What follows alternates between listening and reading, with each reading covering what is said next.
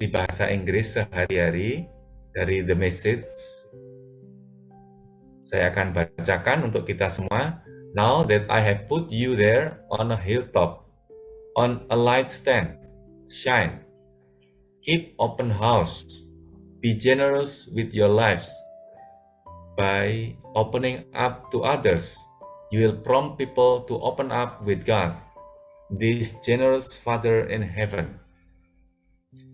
Ayat ini mengingatkan kita semua bahwa Tuhan telah menempatkan kita pada suatu kondisi seperti kita ada sekarang. Now that I have put you there, jadi Tuhan mungkin mengaruniakan kepada kita suatu tempat yang unik kepada kita masing-masing. Ada di antara kita yang mungkin ditempatkan di satu lingkungan keluarga besar, di mana mungkin ada keadaan orang tua kita, keadaan saudara kita yang mungkin kita senang, mungkin bisa kita juga merasa seharusnya saya nggak di sini, ini tidak nyaman sekali. Atau di lingkungan tetangga yang teman-teman, rekan kita semua merasa kaget misalnya. Mungkin di lingkungan yang baru, di tempat kos misalnya, ini saya nggak seperti lingkungan saya sebelumnya. Misalnya sebelumnya di lingkungan yang mayoritas orang percaya, sekarang ditempatkan di Jatinangor misalnya, atau di tempat di mana kita ini lingkungan ini tidak nyaman, membuat saya tidak bebas mengekspresikan mengekspresikan kesenangan saya misalnya karena lingkungan sekitar, atau pada suatu kondisi fisik atau pribadi yang merasa ini kok tidak seperti yang saya inginkan misalnya, atau kondisi ekonomi atau kondisi kesehatan. Nah, apakah ada maksud Tuhan? Itu yang akan kita renungkan bersama. Nah, judul di ayat ini saya beri judul Shine, bersinarlah. Tuhan menempatkan kita di dalam kondisi lingkungan yang mungkin dalam tanda petik itu bisa gelap. Sehingga pesan Tuhan ini sangat unik, sangat mengena, bersinarlah. Jadi Tuhan telah menempatkan kita di suatu lingkungan keluarga, tetangga, pertemanan yang sangat memerlukan terang ini.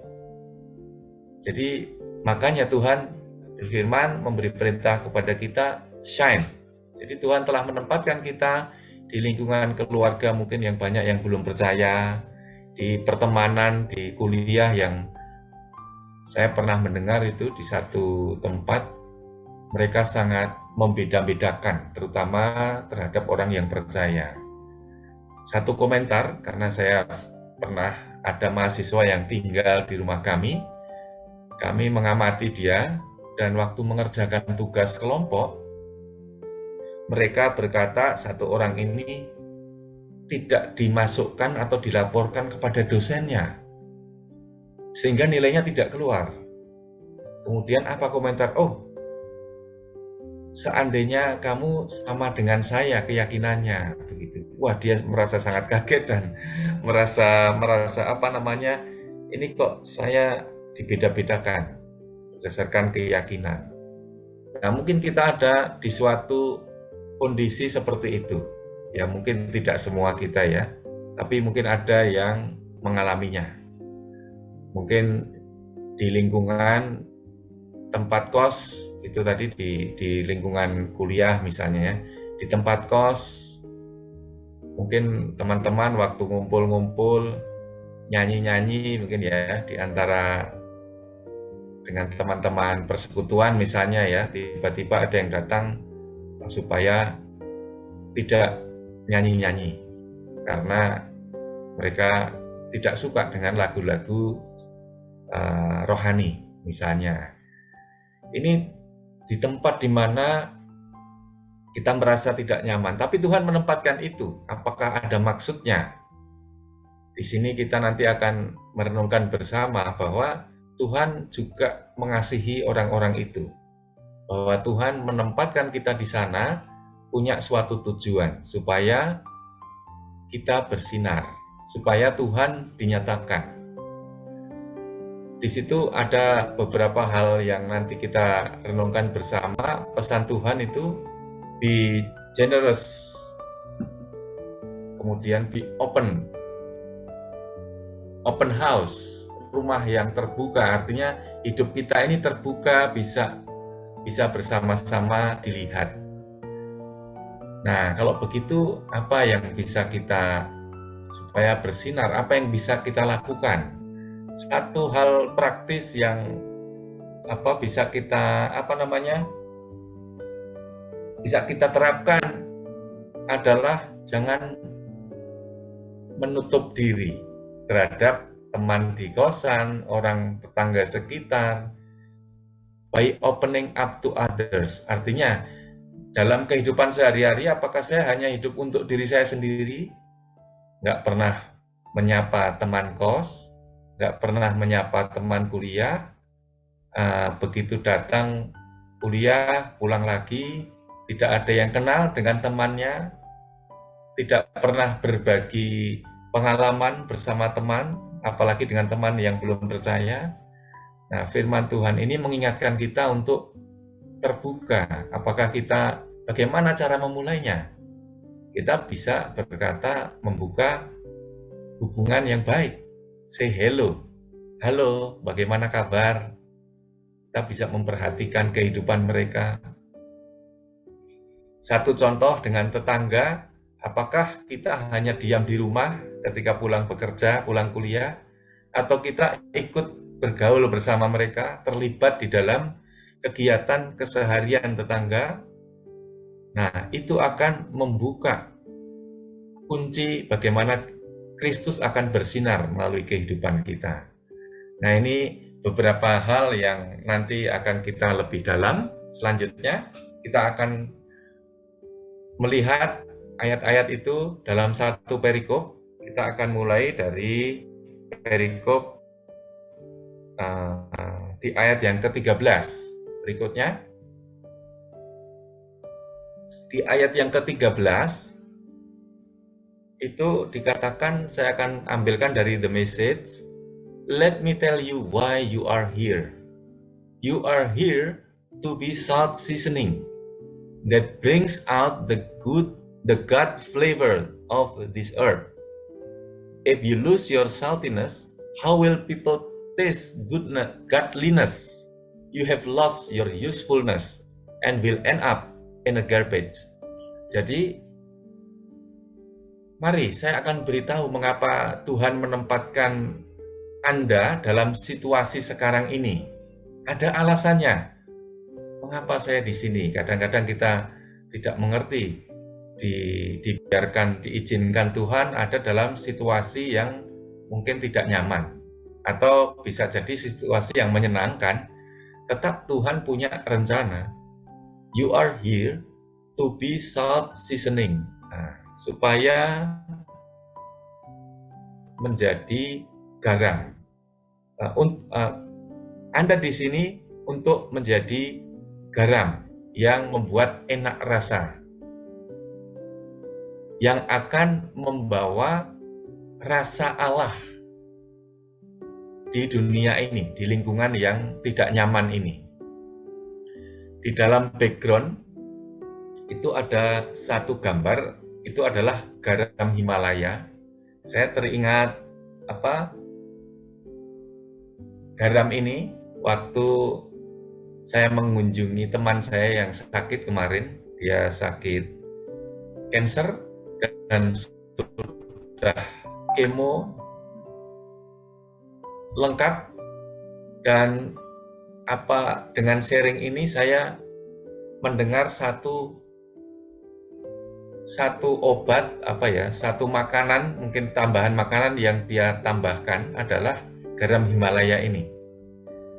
Kemudian baru saya mencari-cari di internet bahwa ternyata garam ini sangat berkhasiat. Bisa mengurangi banyak sekali penyakit, tentu dengan ukuran tertentu ya. Kemudian ini jauh lebih efektif daripada garam biasa. Jadi ketika saya merenungkan ayat ini, saya teringat itu. Teman saya ini ada dalam situasi yang mungkin membuat orang bisa putus asa. Dalam pertengahan masa terapinya, selama dia menderita kanker ini hampir sudah setahun. Pada waktu dia kemo harusnya 12 kali ya, sampai 12 kali. Pada waktu sampai ke 4, 5, 6 dia merasa sudah putus asa karena menghadapi kesulitan ini. Nah, tetapi dia menyadari Tuhan mempunyai satu rencana yang luar biasa bagi keluarganya, bagi dia sendiri, bagi orang-orang lain. Dan dia melakukan semua dengan semangat. Dan ketika saya bertemu kemarin, ya sebetulnya kami datang untuk mendoakan, memberi semangat. Ternyata ketika kami datang, kamilah yang diberi semangat sebetulnya oleh dia. Karena pengalaman hidup dia di masa-masa sulit itulah yang memberi inspirasi kepada kami yang datang. Nah, kadang-kadang Tuhan menempatkan kita pada suatu situasi yang tidak mudah.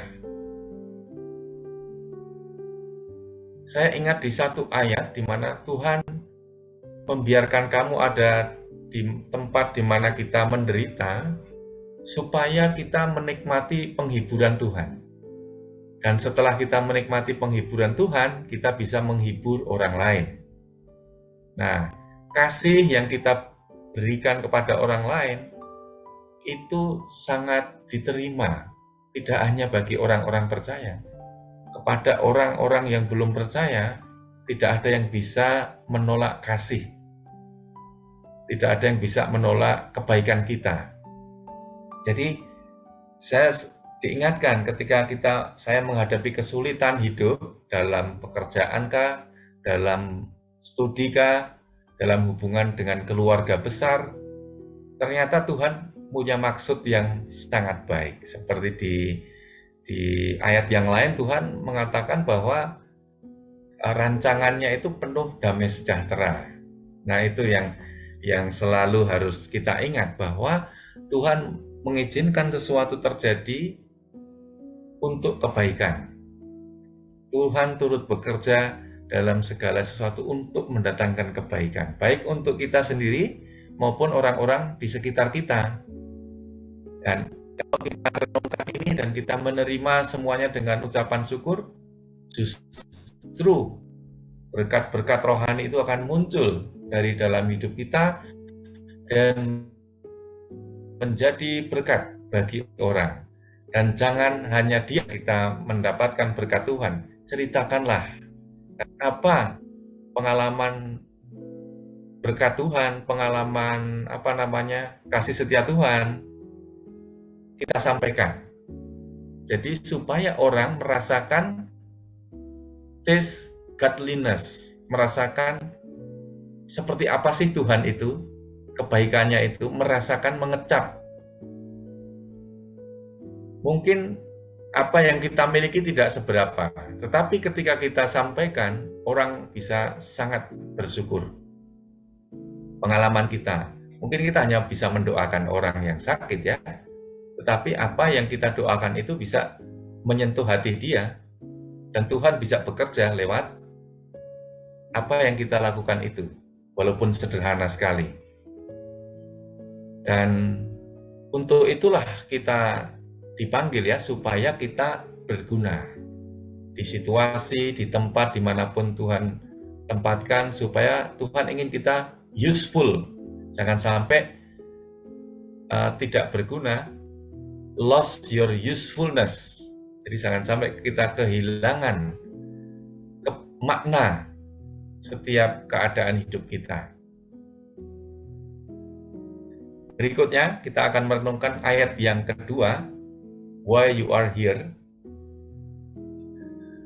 Why you are here, Matius 5 ayat 14 dalam versi The Message juga. Here's another way to put it. You are here to be light, bringing out the God colors in the world. God is not a secret to be kept. We are going public with this, as public as a city on a hill. Inilah cara lain untuk kita bisa meletakkannya, merenungkannya. Anda di sini untuk menjadi terang. Bringing out, membawa warna-warna Allah, cara pandang Allah yang baru kepada dunia. Allah itu tidak tersembunyi untuk disembunyikan. Kita akan membuatnya dikenal orang. Sepublik atau seterkenal kota di atas gunung. Jadi kota di atas gunung pada waktu malam dengan cahayanya itu tidak akan tersembunyi, akan terlihat dengan jelas. Cahaya atau terang, saya teringat satu peristiwa beberapa hari yang lalu. Rumah kami ada meteran listrik prabayar. Sudah beberapa bulan kami menyadari kami tidak pernah mendengar bunyi tit-tit-tit. Karena biasanya listrik itu kalau mau habis kan akan bunyi ya, tit-tit-tit gitu. Ternyata sudah 2 bulan ini tidak bunyi. Dan saya memeriksa tidak berkurang meterannya. Apanya itu? Angkanya itu tidak berkurang. Coba mungkin besok berkurang. Terus kami mengamati besoknya tidak berkurang lagi walaupun kami memakainya. Terus kami berpikir, wah kalau begitu bisa untung. Karena kita bisa memakai listrik tanpa bayar. Bukan prabayar tapi tidak bayar ini.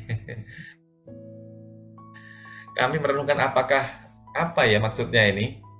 Ya kalau dengan cara pandang dunia pasti senanglah ini. Kita bisa pakai sesuatu yang gratis, tidak perlu mengeluarkan biaya. Itu kan membuat enak sebetulnya ya kalau kita sebagai cara pandang dunia begitu.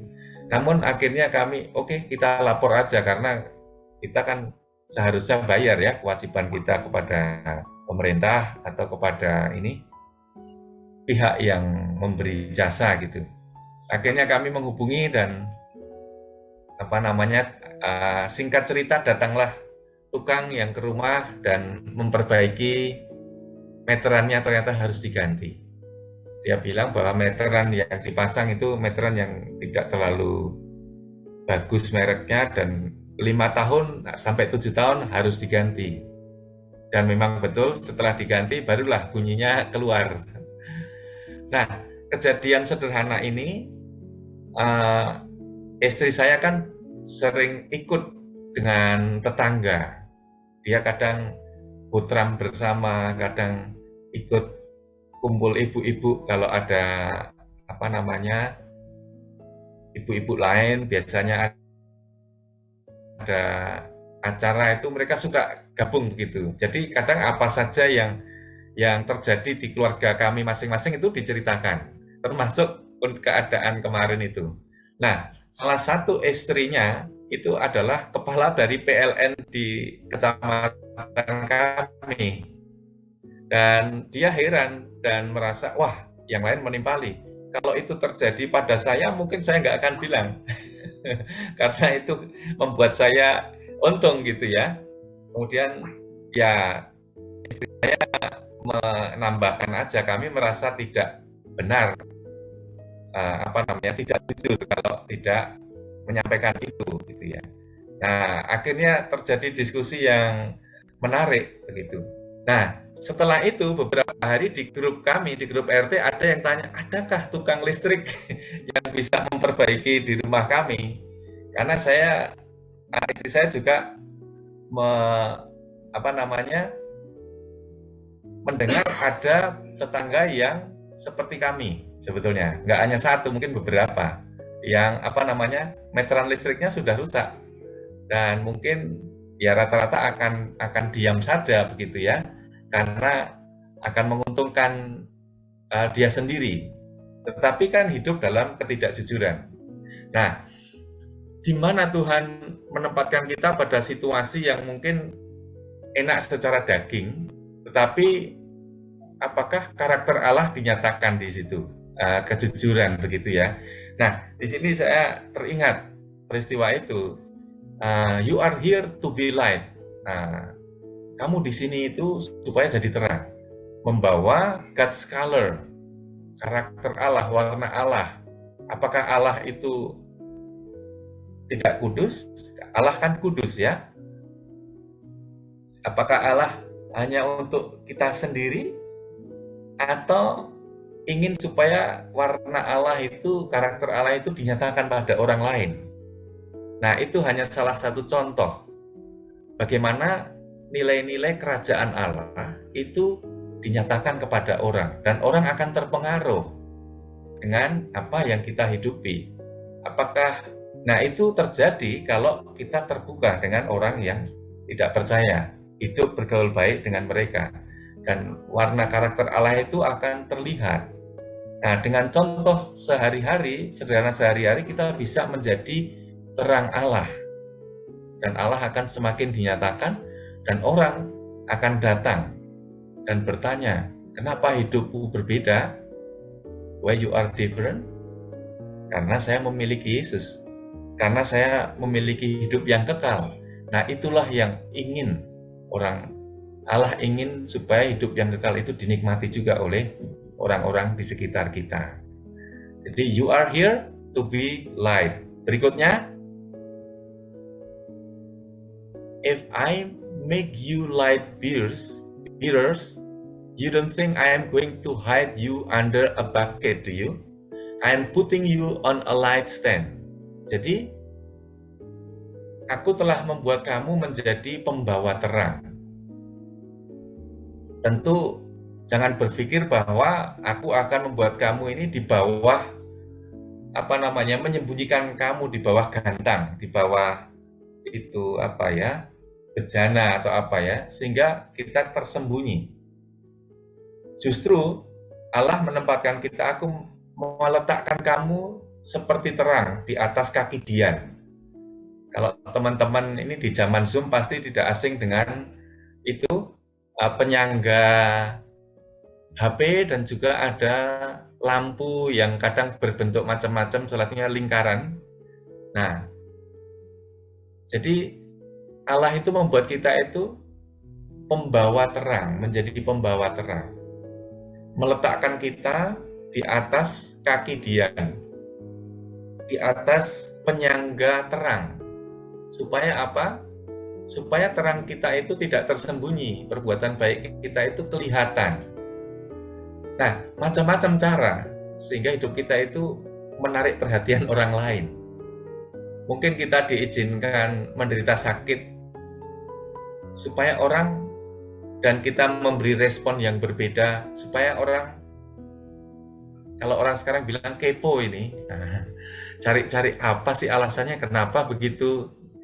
Nah, sebagai seorang mahasiswa, saya tidak mencontek misalnya, ya, sehingga orang di sekitar kita akan tanya-tanya, ini mahasiswa ini kok aneh atau bagaimana ya? Ada apa ini? Jadi kadang Tuhan menempatkan kita di satu tempat di mana ya suatu saat akan terlihat, sehingga warna Allah, karakter Allah itu akan mereka nikmati dari hidup kita. Berikutnya, sebagai penutup, ini Matius 5 ayat 16. Now that I have put you there on a hilltop, on a light stand, shine, supaya bersinar. Keep open house, terbukalah rumah kita. Be generous with your lives, murah hatilah. By opening up to others, you will prompt people to open up with God. Dengan membuka hidup kita, Anda akan mengingatkan orang untuk terbuka kepada Allah, memiliki keterbukaan pada Allah. This generous Father in heaven, karena Allah murah hati, Dia ingin memberkati mereka juga. Saya ingat peristiwa ini, orang yang disembuhkan Yesus di itu apa namanya, Pools di kolam Bethesda ya. Yesus tahu setelah 38 tahun dia mengalami masa sakit itu, dia menempatkan di situasi yang nggak mudah selama itu, tujuannya supaya pekerjaan Tuhan dinyatakan dan nama Tuhan dimuliakan, sehingga karya Tuhan itu dikenal orang. Ini sebagai penutup bahwa Tuhan menempatkan kita pada kondisi yang mungkin sulit, menderita saat ini, tetapi setialah, bertekunlah, karena ada sesuatu yang baik yang akan Tuhan nyatakan, yang menjadi berkat untuk kita, seperti orang yang lumpuh ini dan juga orang di sekitar kita, bahwa nama Tuhan akan semakin dikenal. Terima kasih. Kiranya bisa menjadi berkat untuk kita semua dan memberi semangat kepada kita semua dalam menjalani hari ini. Tuhan Yesus memberkati.